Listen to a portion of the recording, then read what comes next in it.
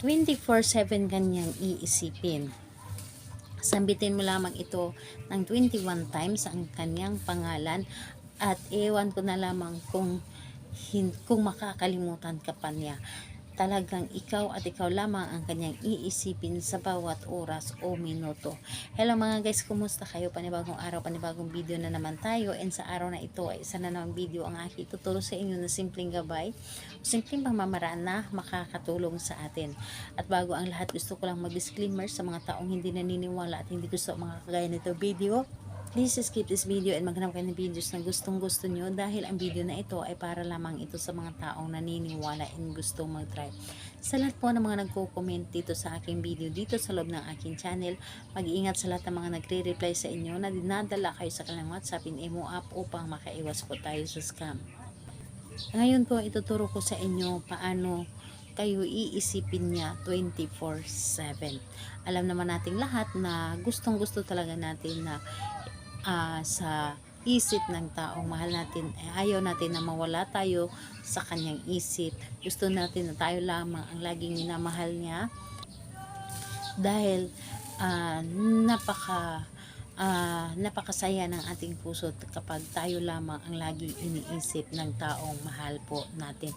So ngayon po, ang gagawin po natin dito, and pwede mo itong gawin kahit na kayo ay magkalapit at magka-LDR sa isa't isa.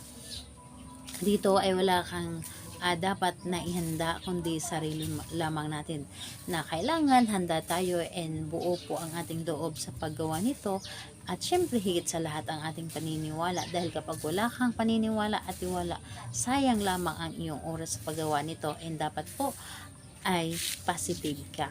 So ngayon, kapag handa ka na, pwede mo itong umpisahan. Sa pagtulog mo sa gabi or bago kayo matulog sa gabi, habang nakahiga ka or nakaupo ka, pumikit ka lamang and isip lamang ang pagganahin natin, and dapat po ay hindi magkulang at hindi sumobra ang inyong gagawin. So ganito po, isipin mo siya, i-visualize mo siya, and pagkatapos nun, pangalan, apelyido, at isunod mo ang iyong nais. Halimbawa, 27 mo akong iisipin at laging mamahalin. Pangalan, apelyido, 24/7 mo akong iisipin at laging mamahalin. So, ayun po. Pangatlo, ganun din po. Pangalan, apelyido, 24/7 mo akong iisipin at mamahalin. So, 21 times, pangalan niya at apelyido at yung nais lamang natin. And dapat po ay hindi ka kumulang o hindi ka rin sumobra. So, ayun po, pagkatapos mo siyang sambitin sa isip lamang, asahan ninyo ang taong ginawan mo nito, lalo na kapag kayo ay nagkagalit o nag-aaway kayo, talagang hindi siya makakatulog, dahil yung isip niya ay palutang-lutang at ikaw lamang ang laging laman ng isip niya.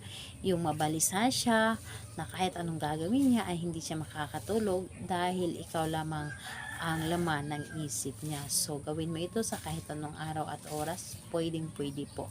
Ayun po, salamat po sa inyo. Bye bye everyone, God bless us all.